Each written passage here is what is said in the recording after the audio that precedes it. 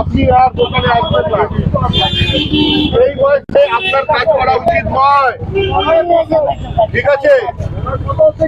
আমি আমি আমি যদি আমার মাকে দেখে থাকি আপনাকেও দেখবো, কিন্তু আগে আপনার ছেলেকে দায়িত্ব নিতে হবে।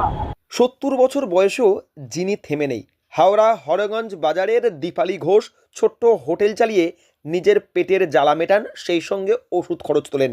শুধু তাতেই সীমাবদ্ধ নয়, এই হোটেল চালিয়ে সামান্য অর্থ উপার্জন, তা থেকেই ছেলেদের সহযোগিতা অর্থাৎ অর্থ সাহায্য করেন। একই সঙ্গে ছেলেদের খাবার তুলে দেন এখান থেকেই। একজন বৃদ্ধ মায়ের কঠিন লড়াই, সেই খবর সম্প্রচারিত হতেই বৃদ্ধ সেই মায়ের কাছে পৌঁছে গেলেন স্থানীয় বিধায়ক, একজন প্রকৃত জনপ্রতিনিধির দায়িত্ব পালন করলেন। যে ছেলেরা মাকে বৃদ্ধ বয়সে কঠিন পরিশ্রম করতে বাধ্য করছেন, তাদেরকে মাকে ভালো রাখার নির্দেশ দিলেন। পাশাপাশি তিনি সহযোগিতা করারও আশ্বাস দেন। বর্তমান সময়ে বাস্তবের এমন কিছু ঘটনা তুলে ধরে আক্রান্ত সংবাদ মাধ্যম, সংবাদকর্মীরা। তবে এদিন বিধায়কের কাছে প্রশংসিত সংবাদ মাধ্যম ও সংবাদকর্মী। যারা এই খবরটা প্রচারিত করেছে, এটা অনেক অনেক ধন্যবাদ, কারণ আমাদের দ্বারা সবকিছু সম্ভব নয়। যে ইউটিউবার করুক বা সাংবাদিক বন্ধু যারা করুক, আমি তাদেরকে অনেক অনেক বলছি, সফলতা কামনা করছি।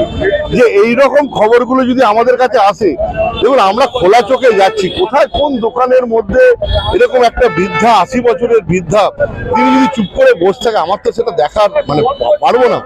দিন কয়েক আগেই লোকাল 18 বাংলা এবং অন্যান্য সংবাদ মাধ্যমে খবর সম্প্রচারিত হয়, তারপরই এই উদ্যোগ। সেই খবর দেখেই বেশ কিছু মানুষ সহযোগিতা নিয়ে বৃদ্ধার কাছে পৌঁছেছেন। একই সঙ্গে সেই খবর বিধায়ক গৌতম চৌধুরীর চোখে পড়তেই তিনি তড়িঘড়ি সেখানে পৌঁছন। ঘটনাস্থলে পৌঁছে যথা উপযুক্ত ব্যবস্থা নেওয়ার পর প্রকৃত জনপ্রতিনিধির পরিচয় দিলেন তিনি। বিধায়কের এমন কর্মকাণ্ডে প্রশংসায় পঞ্চমুখ স্থানীয় মানুষ। ওনার ছেলে আর আরেকটি ছেলে আছে, দুটো ছেলেকে নিয়ে আমি বাড়িতে বসবো, যা সুবিধা অসুবিধে আমি দেখব। ছেলের কর্তব্য মাকে দেখা। আমি যদি আমার মাকে সারা জীবন দেখে থাকি, প্রত্যেকটা সন্তানের অধিকার, মা অধিকার দিয়েছে, তাকে বড় করেছে, লেখাপড়া শিখিয়েছে, জামা কাপড় দিয়েছে, সব থেকে বড় করেছে। ছেলের অধিকার হচ্ছে মাকে দেখা। আমি ছেলেকে প্রথম বলেছি যে তোমাকে দেখতে হবে তোমার মাকে, তারপর আমরা তো আছি, কোনো অসুবিধা হবে না। তবে ইউটিউবার যারা দেখিয়েছে, সাংবাদিক বন্ধু যারা দেখিয়েছে, আমি তাদের কাছে অনেক অনেক ধন্যবাদ। আমি চাইছি তারা আরো ভালো ভালো খবর, পজিটিভ খবরগুলো দেখার, যাতে আমরা সেখানে গিয়ে পদক্ষেপ করে আরো ভালো করে আসান করতে পারি। সুবিধে কি অসুবিধে কি লাগবে, ডাক্তার, ওষুধ আমরা দেখবো, আমার ছেলে দেখবে, আমরাও দেখবো।